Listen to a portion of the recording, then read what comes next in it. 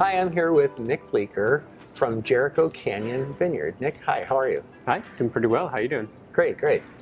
So thanks for meeting with us today, and we look forward to speaking with you today. So tell us a little bit about Jericho Canyon, and tell us a little bit about yourself and how you got started. It's a family-owned winery. My parents bought the property back in 1989, so been around for a while. At the beginning, it was just selling fruit, and that's what they kind of came up to do rather than starting a winery. So been working the vineyard for quite a long time, since I was very young. Yeah, eventually started selling fruit as a vineyard designate, and moved on from there. Built the winery, did all the state vintages and wines after that. So I was kind of involved the entire way through my childhood and came up through it. So just kind of born into it in a way. And you used to, as I understand it, sell fruit, but now you keep it all in-house. Why is that? When my parents first came up to Napa, they had no intention of starting a winery or having a wine label. So they sold fruit for about 15 years. Sold to Chateau Montelena and Pride in the early years, and then finally got picked up by Leslie Rudd and David Ramey. David Ramey was the winemaker when Leslie Rudd came up to the Napa Valley.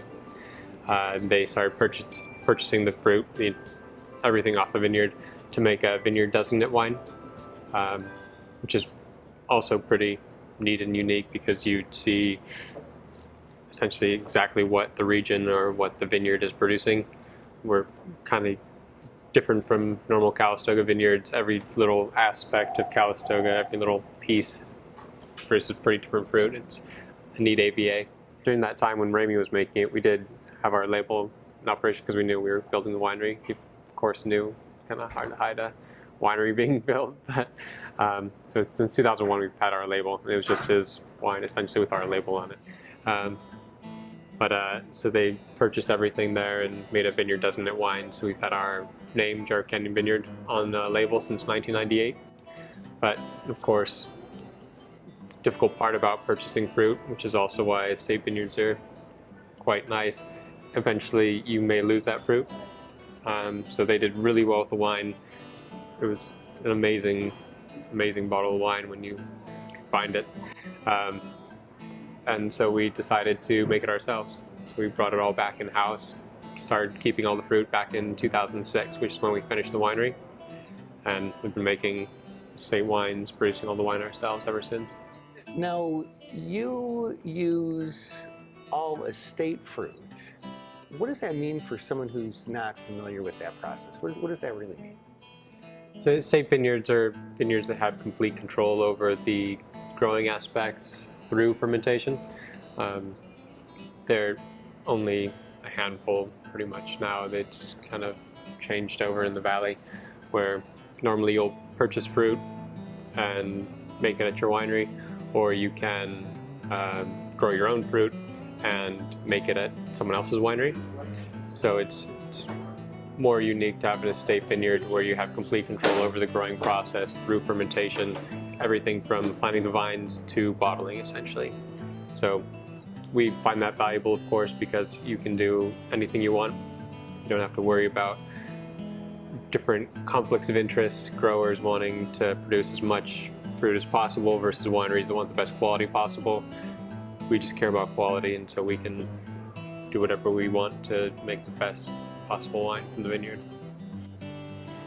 You have two well-known consulting winemakers, Aaron Pott and Michelle Rowland.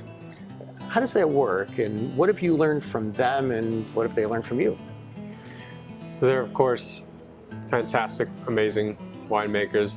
It's great working with people who've been all over the world and seen so many different things. When you're in your own, since we're in our own canyon, so we have a little narrow field of vision, essentially. But people like Aaron and Michelle, where they've worked everywhere, worked in every region, they've seen vineyards more similar to ours.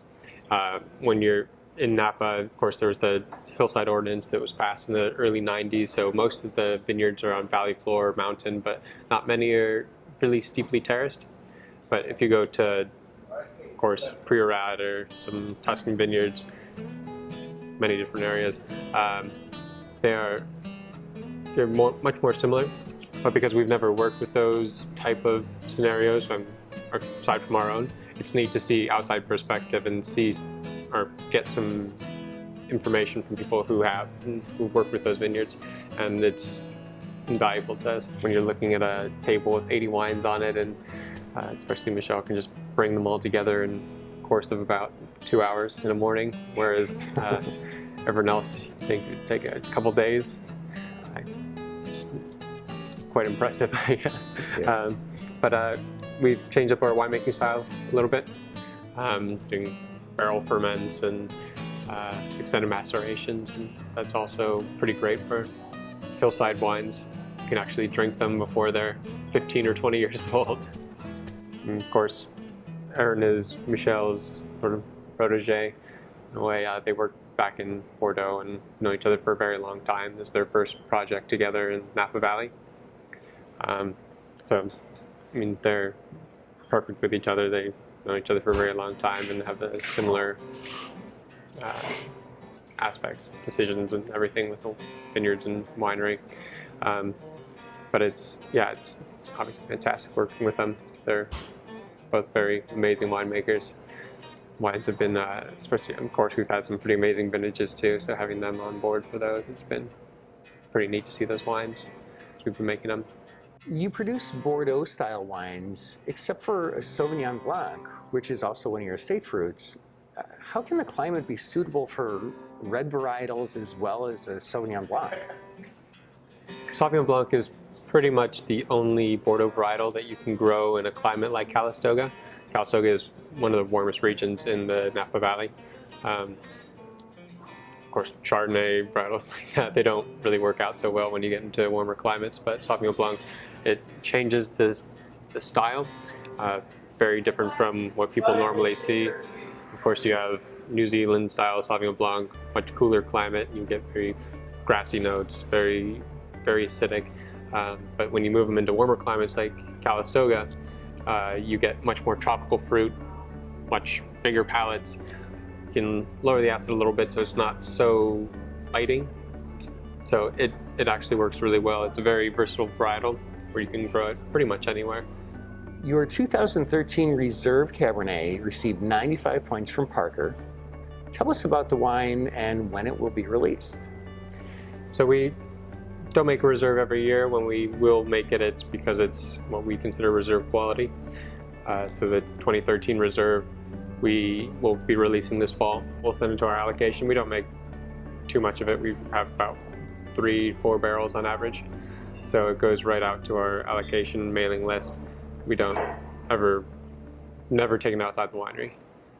So it's, of course, neat to see it when it goes out and people rate it and everything and enjoy it. But yeah, for the most part, we have it all out of the winery. We never sell it or pour it or anything. We only started back in 2006, and we'll skip years if we think that the fruit or the wine at that point belongs in a different blend. So we'll always blend first and foremost for the Jericho Canyon fruit, but the wines, when they come out of there, they're perfect balance, really dense. Tannins are extremely velvety and call them resolved. You go through when you're building your tannin chains. But yeah, it's a beautiful, thick wine. It's pretty big. It's pretty fun to open a bottle and try it. Great, looking forward to trying a bottle of that. Nick Bleecher, thank you so much for spending your time with us.